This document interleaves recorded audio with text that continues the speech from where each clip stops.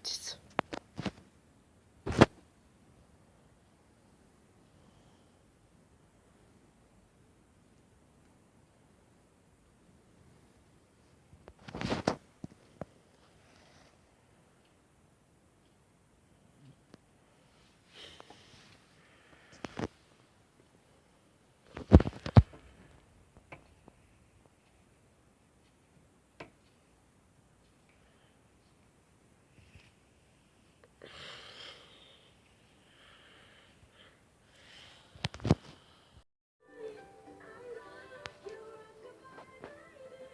Uitați.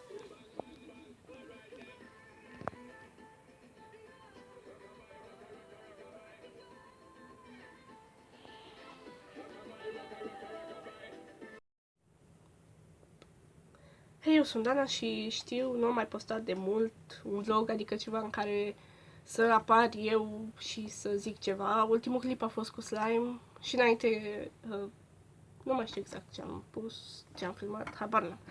Dar vreau să vă zic ceva destul de important pentru mine, pentru acest canal, pentru cine se uită la mine. Deci vreau să-mi cumpăr un selfie stick și un trepied. Partea cu selfie stick-ul nu e importantă și acum am selfie stick, dar partea cu trepiedul este importantă.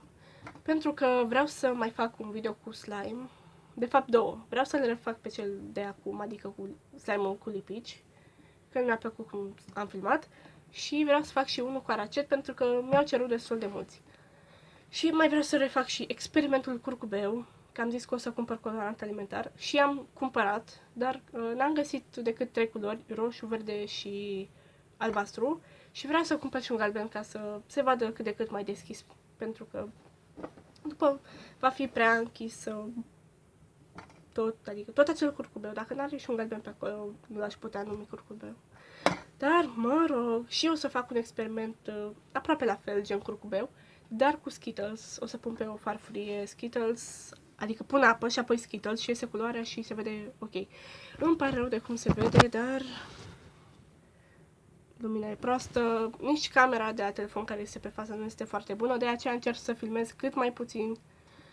Și nu am terminat, vreau să vă zic încă ceva. Vreau să filmez și un Q&A, dar nu am întrebări și cred că am mai zis, dar nu, de fapt n-am zis pe acest canal, am zis pe cel de gaming. Apropo, acolo fac și promovări, pentru că mi-au cerut unii promovări, deci vă las link-ul în descriere de la acel canal și intrați că astăzi sau mâine, habar n-am când, o să fac un live și aveți tot în descriere pagina mea de Facebook, Instagramul, Twitter-ul și mă rog ce mai am.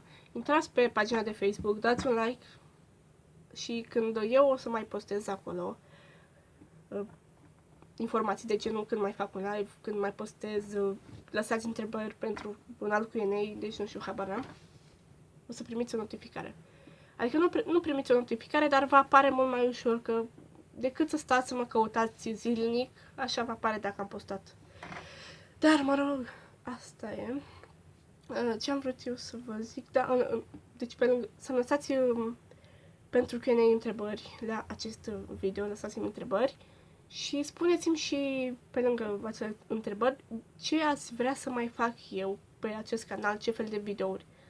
Dacă e cu gaming, nu fac pe acest canal, fac pe celălalt canal, deci linkul e în descriere și cam atât am vrut să vă zic, nu știu dacă mai filmez ceva pe lângă tot ce a fost acum, dar văd asta după ce editez, dacă e prea scurt mai adaug ceva, dacă nu, asta e. Dar mă rog, eu cred că atât a fost, deci, da, n-a fost doar atât, vă mai arăt și acum cam cât a nins. Și încă mai ninge. Uitați, acolo este cazanul meu de gunoi. Și bine, nu asta e important. Și degetul meu trebuie să-mi tai unghiile, dar nu asta contează. Uitați-l, vedeți? Înainte stătea undeva pe aici, pe lângă poartă. Adică, stați să vedeți degetul. Deci, ca să vă arăt unde n-ai degetul meu. Deci, undeva pe aici, în zona aceasta, lângă poartă stătea. Dar nu asta contează, din nou.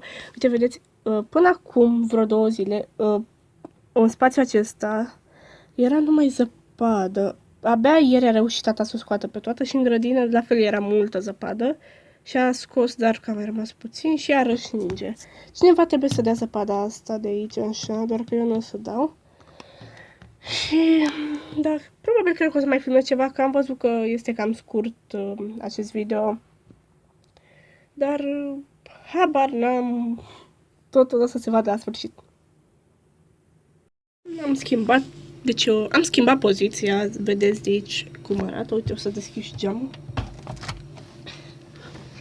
Cum se vede mai bine.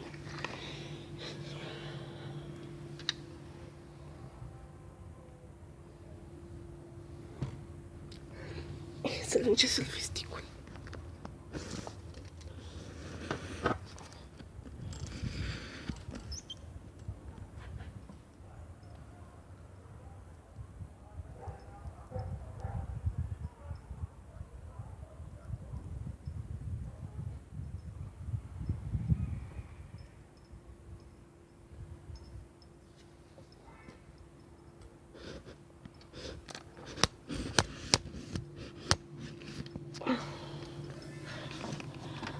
Așa, am tras la loc selfie-stick-ul, s-a umplut tot de zăpadă.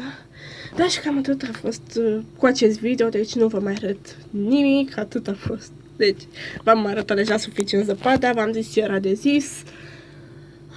Rămâneți abonați, pentru că o să mai postez, pentru că am văzut de fapt, cred că un comentariu în care zicea că pentru că nu mai postez, el se dezabonează, sau ea, nu mai știu exact dacă era fata sau băiat, a zis că se dezabonează pentru că nu postez. Ei bine, poate nu postez eu acum, dar o să postez. Eu sunt clasa 8-a și o să vin examenele și după ce termin cu tot, cu simulări, teze, examene, ce mai e, o să postez mai mult. Și cam atât a fost. Pa!